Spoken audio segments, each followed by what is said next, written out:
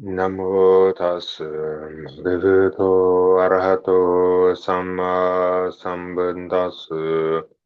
Namo tassa bhagavato arahato samma sambuddhassa. Namo tassa bhagavato arahato samma sambuddhassa. So hello everyone and welcome to our fifth talk, our penultimate talk in the 2025 Vasa series. Today, I thought I would talk a little bit about different kinds of supporting karma that people can make to develop their meditation, you can say behind the scenes. Because a lot of people spend a lot of effort to develop their meditation, especially their sitting meditation. And so they're trying to develop samadhi. And for whatever reason, they're not able to continue that.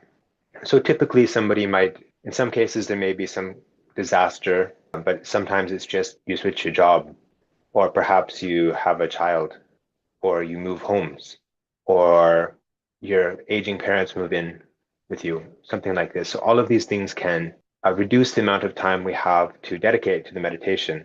So these are some things that we can do to support the meditation during those times. Okay, so in this kind of situation, you can feel, some people feel that their meditation, they feel frustrated and they're not happy. They think, I'm not able to do anything. So the Mangala Sutta has a systematic instruction, and it starts right from the beginning, starting with this not associating with fools, but associating with the wise. And it goes all the way to attaining complete liberation from suffering. So today we're going to look at a couple of stanzas from this sutta, but we're not just going to look at Mangala Sutta. We're going to look at some other places in the Tipitaka that give some advice in this regard. One of the stories that the Buddha mentions about this, related to this verse in Pali, asevana chabalanang anditanang sevana, is Akitti Jataka. Akitti Jataka is story number 480 in the Jataka collection. So I've summarized, it's a bit of a long story, so I've summarized it. In that lifetime, the Bodhisattva was born in Varanasi, and at that time, his family was quite wealthy. So when it came time for his education, they decided to send him to Taxila. So Taxila is a city in northeastern, modern day we would consider it northeastern Pakistan. In those days, it was a great center of learning, and in a bit later times, it was part of the Silk Road. So in that life, his name was Akitti, and so Akitti stayed in Taxila for a number of years because, of course, at that time you couldn't easily travel. You don't have a map, but if you sometime take a look where Varanasi is and where Taxila is, quite a distance. So he would have stayed there during his entire studies, only coming back when he's returned to live in his hometown. So when he turned 16, he graduated and he did return to his hometown. At that time, shortly after that, both of his parents passed away. He had one sister to split the inheritance with, and they arranged all of the funeral arrangements. And they also had some discussion with each other about the period of mourning and everything. So they completed the period of mourning, and then it came time to divide the wealth according to the parents' will and testament. At that time, Akitti felt a sense of disgust sweep over him. He felt none of this, like the owners of all this wealth, they passed away. They don't have any more chance to enjoy this wealth. If I take it on, I'll be the same. When it comes time to die, I have to give it up. Somebody else will have to enjoy this. And he was so upset by this thought, he decided to go forth as a monk, or I guess we can just say an ascetic, because it wouldn't be a monk in the sense of an order. He would just go forth to meditate in the forest alone. So he told his sister, you can have everything. When his sister heard this, she said she was a bit surprised, but she felt the same way. She didn't want all this wealth either. She felt the same way. It's not worth it to live this kind of a life as a wealthy merchant in Varanasi. And so she went with her brother, decided to go with her brother and become a nun practicing in the forest. So they started to give away all of their wealth. After some time, they sort of got tired of that and they just abandoned it. They just left it for anyone to take. And they went off to practice meditation. But at that time, they were quite well known and people were following them. They were quite renowned. They had to go to the extreme south of India, and they went to practice on an island in between Sri Lanka and India and practice there alone in a place where no one else was living. As a result of that, Actually, it doesn't mention the sister after this, so we'll just talk about Akitti. So as a result of that, he had to live on boiled leaves from a certain kind of tree that grew on the island. So he would prepare those leaves every day and live off that and continue his meditation. At that time, King Saka, king of the Tavatimsa realm, the heaven of the 33, he felt his throne starting to heat up. So, of course, according to the ancient stories, when King Saka's throne starts to heat up, there should be some kind of extraordinary incident. So Saka used his psychic powers and surveyed the world. Why is my throne heating up? What he found was it was the power of Akitti's, a meditation practice, his ascetic practice that was leading to this result. He did what Saka always does in these stories. He decided to descend from the Tavatimsa to the human realm in disguise. And in disguise, as he was disguised as a Brahmin beggar, he came to Akitti's hut. And when Akitti saw him, Akitti was very happy because this is his chance to develop his quality of generosity, to do some kind of a dana, which is very rare for someone like him practicing alone on an island. So the only thing he had to offer were his boiled leaves. And that is exactly what he did. He offered the leaves to the Brahmin. But what was unusual was not that he offered the leaves, but he could have easily prepared more leaves, of course, because the island is full of trees. But he immediately set to his meditation. He didn't prepare more leaves. And so he went without food for that day.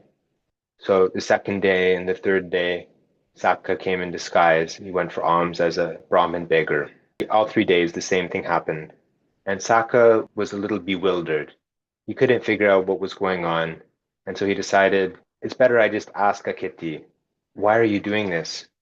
Akitti said, so he went and he had a discussion with Akitti, and the discussion is recorded in verse. I didn't quote all the verses. I'll quote some of the verses later.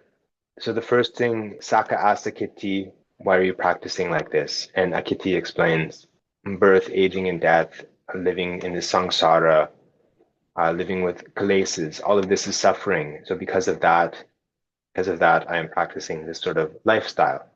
Well, King Saka was very impressed by this, and he offered to give him a wish. So he offered to give him a wish, and he said to him, so Akitti made his first wish. And so his first wish, he gave a list of things. He said, family and wealth and property. I wish to be free of greed and attachment for all these things. So Saka knew he didn't have the power to grant this kind of wish. So he asked him to make another wish. So Akitti said, yes, okay, well, all things in the world, all material things, they're subject to age and decay. So I would like to be free from such age and decay. So again, Saka says, okay, how about another wish? He gives him another wish. And so his wish is to only associate with the wise and not to associate with fools. And so Saka is becoming more and more impressed. He gives him another wish. And the wish is, the request from Akitti is that he would have the chance to do dana to virtuous ascetics, people keeping sila and practicing their meditation. Finally, Saka gives him one more wish. And the final wish is that Saka will go away and not come back. So Saka is shocked by this. He says, normally people invite me to come. Everybody likes to see King Saka, but here you don't want to see me. So what he said was that, I came here to practice for the sake of release from all suffering, but if you keep coming here and I see what sort of the beauty of the Deva realm, maybe I'll become distracted from my goal, and maybe that will lead me away from this practice. So he asked Saka to leave and not come back. And so that's what Saka did. And Akitti continued his practice until the end of his life and was reborn in Brahma Loka. So I've summarized the story a little bit, even though it's not that short, and also the verses. So to select the verses that have been cited. So this story, to go back to the start, this story was cited in the Mangala Sutta commentary as an example of not associating with fools and associating with the wise.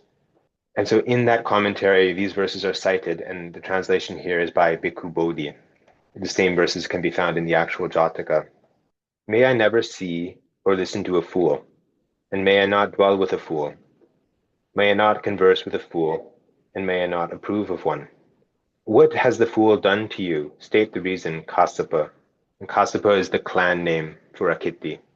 For what reason, Kassapa, do you not wish to see a fool? The deluded fellow leads one to ruin. He enjoins one in reckless ways. He is hard to guide the good. Spoken to rightly, he gets upset. He does not know discipline. It is good not to see such a one. As if taking hold of a blazing coal, by their own wrong understanding, they destroy themselves and those who follow their advice. May I see and listen to a wise person, and may I dwell together with the wise. May I converse with a wise one, and may I approve of him. What has the wise one done to you? State the reason, Kassapa. What is the reason, Kassapa, that you wish to see a wise person? The wise person follows what is right. He does not enjoin one in reckless ways. He is easy to guide to the good. Spoken to rightly, he is not upset. He understands discipline. It is good to encounter him. Now, the implication is that this behavior is, in a sense, contagious, good or bad behavior.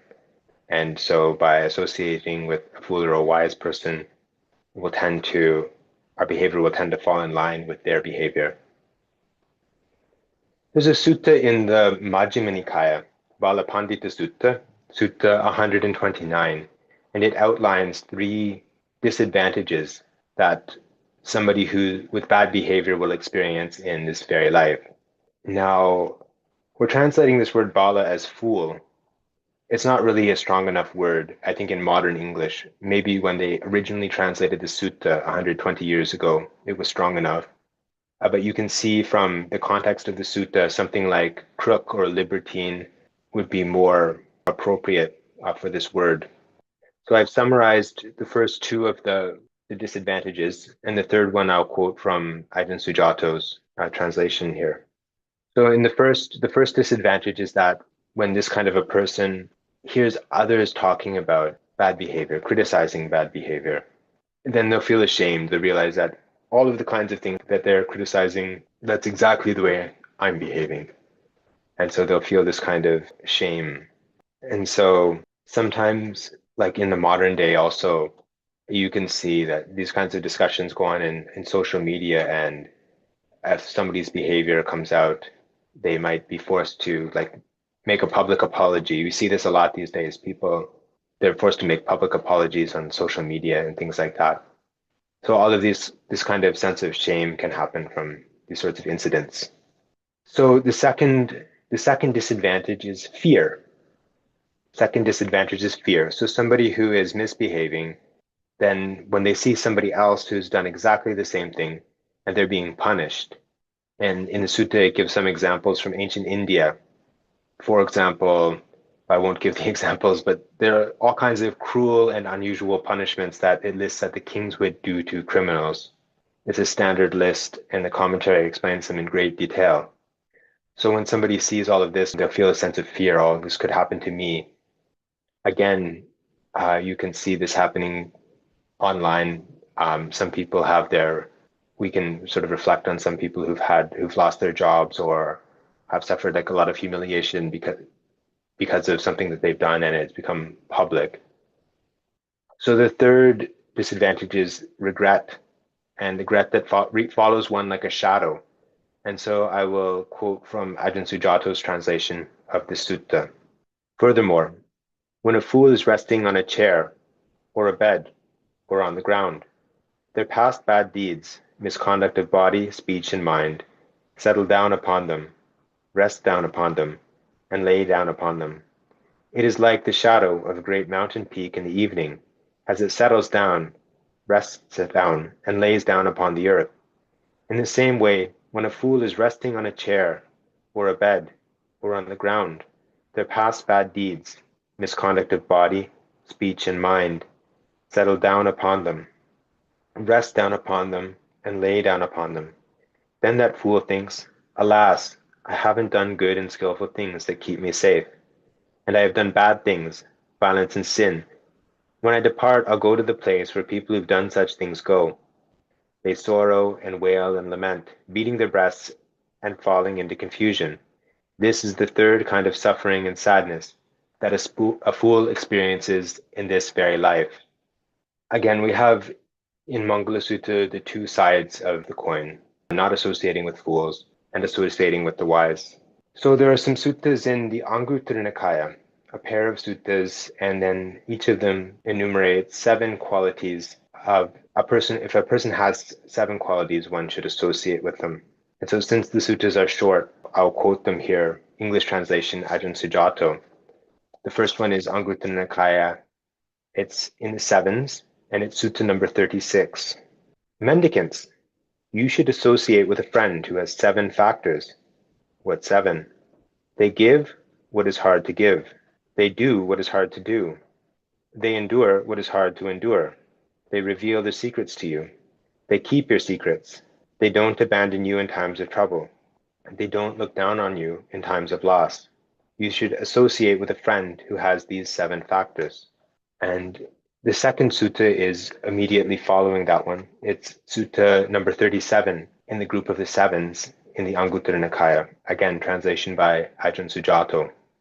Mendicants, when a friend has 7 qualities, you should associate with, accompany, and attend them, even if they send you away. What 7? They're likable, agreeable, respected, and admired. They admonish you, and they accept admonishment. They speak on deep matters, and they don't urge you to do bad things. When a friend possesses these 7 qualities, you should associate with, accompany, and attend them, even if they send you away. I'll start that again here. So we're talking about different sorts of things that we can do to support our meditation. And the Mangala Sutta has mentioned, of course, this first verse, and a second verse right at the start of the Mangala Sutta, that is living in a suitable location. So we have some advice also from the suttas about how to find a suitable location. So there are actually more suttas than you might expect that deal with this issue. The commentary mentions that it should be a place where the Buddhist teachings are flourishing. It specifically mentions the fourfold assembly, so the monks, nuns, male and female lay Buddhists. At present day, that might not be that easy. Of course, we have to choose a location based on where we have a passport, where we can get a job, etc. But we can change our microenvironment. So just maybe we can't change the whole society around us, but we can make some changes in like our local community to sort of help with that, to help with our Dhamma practice, but also to help with the Dhamma practice of those around us. So for monastics, so we have a situation here where for the monks, it's not quite parallel with lay people, because the monks have to consider, or the nuns, they have to consider about how to get food, especially in ancient India, going on alms round, and where lay people wouldn't have to consider that. But there are other factors that are more similar. So for example, the monks and nuns, they have to consider like the distance from the village. Even today, you can see the most monasteries, they're within maybe like a 10-minute walk, a 20-minute walk of the nearest village, even though often there'll be people coming in from the larger cities to bring meals. But if you're too close to a large urban center, then people will come and disturb the meditation. So it's important to balance those things. But for lay people, of course, you have a different calculus. So it's important to have a job, but also to have a suitable place to live. Typically, people will have to make some tough decisions there. For those of you living in North America, you know about sort of the long commuting times. I think not every country is like that, but in North America, it's quite frequent. People will commute maybe 3 hours a day from the suburbs to their place of work in the city center. But by doing this, they lose a certain amount of time in driving, but they gain a more peaceful environment at home, a cleaner air, maybe a larger property, and also sometimes you have better opportunity, better facilities at the school for the children. So we're also advised for the monks, especially, we're supposed to try to find a place that is near to our meditation teacher. And so we're supposed to have at least 5 years training under a teacher. Typically, that either means going to Asia or essentially staying in one place for 5 years, which is what most of us do. I went to Nauyana Monastery in Sri Lanka. So for lay people, it might not be reasonable to live right near to a meditation teacher, but you still have lots of teachings available online, of course. And if you can live in a place that's near to other Buddhists who are practicing meditation, keeping sila, You can discuss Dhamma with them time for time. You can still consider that a suitable place to live, like in the sense of supporting your Dhamma practice. So to get benefit, whatever place we choose to live, the Buddha mentions that to get some kind of benefit from that place, we have to have certain qualities in ourselves. And so there's a sutta in the Anguttara Nikaya that lists 5 qualities. I think I didn't quote the sutta, but I have 5 qualities here. So the first quality is faith. So if we want to get some benefit from our Dhamma practice, we have to have suitable faith in the practice. Good health. It especially mentions digestion, which is kind of interesting. If we don't have good health wherever we're living, we won't be able to practice meditation and get proper results. Honesty and openness. So here it's especially talking about openness and honesty with the meditation teacher or our spiritual friends. Enthusiasm for developing the path. So we have to have effort. And finally, wisdom. We have to use our wisdom to develop the path in the most effective way. This is just a couple of verses from the start of Mangala Sutta. We only sort of touched on some of the topics involved, so there are all kinds of teachings related to different things we can do to deepen our meditation practice or to create the foundation for deepening our meditation practice, but when maybe we don't have the time to spend in formal meditation. So I hope that these reflections and then these selections from the suttas will be helpful to your Dhamma practice. So you may be happy, healthy, peaceful, and content, and swiftly attain the peace of Nibbana. Idam me punyang Idame punyam asavakaya asawakaya ahang hotu. vaham hotu.